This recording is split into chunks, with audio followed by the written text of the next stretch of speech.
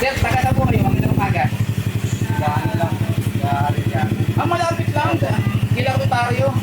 So, ano to itong muffler mo, Kinochi? Ang tawag ito. Pero, modified na yata ito eh. Aftermarket, pero parang ganyan talaga yung kulay. Pero sa, tingnan natin kung may ano naman to, ito. Okay, dito yung double check na medyo limited.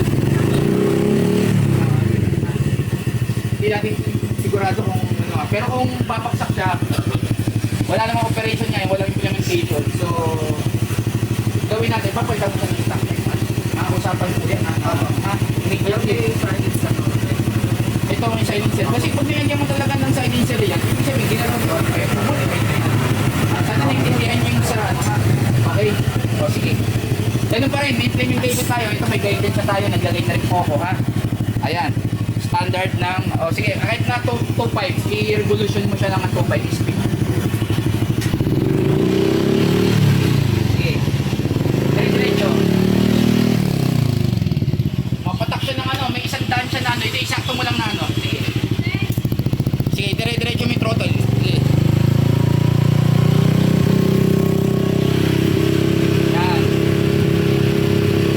96. 96. Pero sir, pag inakaway, pasado siya. Ayan, 96.